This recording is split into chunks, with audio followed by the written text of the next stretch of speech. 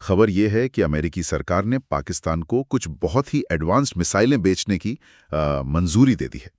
ये AIM-120 एमरॉम category की मिसाइलें हैं और स्पेसिफिकली बात हो रही है AIM-120C8 और AIM-120D वर्जन्स की। तो आज हमारी कोशिश यही रहेगी कि इस पूरी जानकारी को थोड़ा खोलें, समझें ये मिसाइलें हैं क्या चीज़, क्यों इन्हें इतना ज़रूरी या कहें कि चिंताजनक माना जा रहा है, और सबसे बड़ा सवाल, क्या ये पाकिस्तान को फ़ौरन मिल जाएंगी या इसमें कोई पेंच है, और जो सोर्सेज हमारे पास हैं वो इसके असर के बारे में क्या कह रहे हैं। भारत के पास क्या रास्ते हो सकते हैं, चलिए इसे थोड़ा डिटेल में समझते हैं। तो शुरुआत यहीं से करते हैं। ये AIM-120C8 और D मिसाइलें जिनकी इतनी बात हो रही है, ये टेक्निकली हैं क्या? सोर्सेज क्यों कह रहे हैं कि ये इतनी खतरनाक हैं? देखिए, ये मिसाइलें जो हैं ये हवा से हवा में मार करने वाली हैं, मतलब एयर टू एयर मिसाइलें। ठीक है। लेकिन इनकी जो सबसे खास बात है वो है इनकी रेंज, अच्छा। इनकी मारक क्षमता। इन्हें अल्ट्रा लॉन्ग रेंज मिसाइल कहा जा रहा है। अल्ट्रा लॉन्ग रेंज मतलब कितनी? सोर्सेज बताते हैं कि इनकी जो ऑफिशियल रेंज है वो 150 किलोमीटर से भी ज्यादा है। कुछ लोग तो कहते हैं कि ये 180 किलोमीटर तक भी जा सकती है। और यहाँ एक और दिलचस्प बात यह है कि ये कोई आम मिसाइलें नहीं है। अच्छा। ये अमेरिका के जो सबसे एडवांस्ड लड़ाकू विमान है ना, जैसे F-22 रैप्टर और F-35 लाइटनिंग 2 जो 5th जनरेशन फाइटर्स हैं, हाँ। ये उनका मुख्य हथियार मानी जाती हैं। अच्छा, यानी अमेरिकी एयरफोर्स के टॉप फाइटर्स का मेन वेपन। अच्छा। और जो जानकारी है उसके हिसाब से पाकिस्तान इन्हें किस पर इस्तेमाल करने की सोच रहा है? जी, जानकारी तो यही है कि पाकिस्तान का इरादा इन्हें अपने मौजूदा F-16 फाइटर जेट्स पर लगाने का है। अब देखिए, ये मिसाइलें सिर्फ लंबी दूरी तक ही नहीं जाती।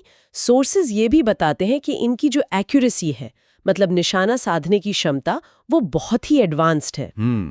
इनमें मॉडर्न एक्टिव रेडार सीकर लगे होते हैं। इसका मतलब है फायर एंड फॉरगेट कैपेबिलिटी। दागो और भूल जाओ। बिल्कुल, एक बार लॉन्च कर दिया तो मिसाइल खुद ही टारगेट को ट्रैक करके हिट कर सकती है।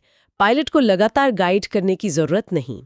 और साथ ही इनमें इलेक्ट्रॉनिक काउंटर मेजर यानी ECM को भेदने की क्षमता भी है। मतलब अगर दुश्मन जैमिंग कर रहा हो तो भी ये मिसाइल कारगर रह सकती है। अच्छा।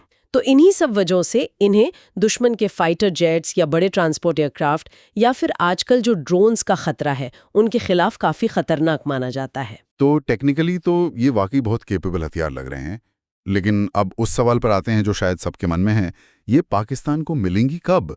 क्या ये मंजूरी का मतलब है कि बस डिलीवरी होने ही वाली है? यहाँ कुछ कॉम्प्लिकेशंस दिख रहे हैं जैसा सोर्सेज बता रहे हैं। बिल्कुल, और यहीं पर तस्वीर थोड़ी साफ होती है। सोर्सेज इस बात पर बहुत जोर दे रहे हैं कि अभी सिर्फ, आप कह सकती हैं, एक सैद्धांतिक मंजूरी मिली है अमेरिकी सरकार से। इन प्रिंसिपल अप्रूवल जाके बोलते हैं। अच्छा। सिर्फ सैद्धांतिक मंजूरी। हाँ। इसका मतलब ये बिल्कुल नहीं है कि डील फाइनल हो गई है या मिसाइलें पैक होके भेजी जा रही हैं। अभी तो असल बातचीत, मतलब नेगोशिएशन का प्रोसेस शुरू होना है। उसमें कीमत, कितनी मिसाइलें, ट्रेनिंग, मेंटेनेंस, इन सब पर बात होगी, सहमति बनेगी। यानी ये तो एक लंबी प्रक्रिया की बस शुरुआत है। हाँ, काफी लंबी। सोर्सेस का आकलन तो ये कह रहा है कि अगर सारी बातचीत कामयाब हो भी जाए और डील फाइनल हो भी जाए, तो भी इन मिसाइलों के जो एक्चुअल डिलीवरी है वो 2030 से पहले, मतलब संभावना लगभग न के बराबर है। 2030? ये तो मतलब काफी लंबा टाइम है, 6-7 साल या शायद उससे भी ज्यादा। इतनी देरी क्यों, क्या वजह बताई जा रही है? देखिए, इसकी सबसे बड़ी वजह टेक्निकल है, ऐसा सोर्सेस का मानना है। ये मिसाइलें, जैसा हमने अभी बात की है, बनी है F-22 और F-35 जैसे 5th जेन फाइटर्स के लिए। हाँ। उनके एवियोनिक्स, सॉफ्टवेयर, डेटा लिंक्स, वो सब एक अलग ही लेवल के हैं। और पाकिस्तान इन्हें लगाना चाहता है अपने पुराने 4th जेन F-16 विमानों पर। तो सोर्सेस के मुताबिक ऐसा करने के लिए पाकिस्तान के F-16 में बहुत बड़े पैमाने पर टेक्निकल बदलाव करने पड़ेंगे। अच्छा, मतलब सिर्फ मिसाइल लगा देना काफी नहीं है? बिल्कुल नहीं। इसमें सिर्फ पुर्जे लगाना नहीं है, पूरे एयरक्राफ्ट का सॉफ्टवेयर अपग्रेड करना होगा, नए ऑपरेटिंग मोड डालने होंगे। मिसाइल के जो एडवांस डेटा लिंक और गाइडेंस सिस्टम है, उन्हें F-16 के सिस्टम के साथ कंपैटिबल बनाना होगा। ये बहुत ही कॉम्प्लेक्स और टाइम लेने वाला काम है।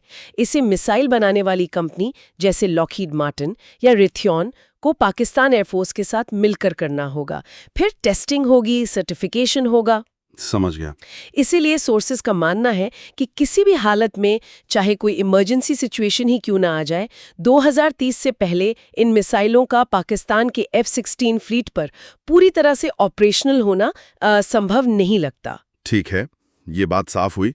तो ये मामला फौरी चिंता का नहीं बल्कि एक लॉन्ग टर्म पॉसिबिलिटी है। लेकिन चलिए 1 मिनट के लिए मान लेते हैं कि भविष्य में 2030 या उसके बाद ये मिसाइलें पाकिस्तान को मिल जाती हैं और उनके F-16 पर इंटीग्रेट भी हो जाती हैं।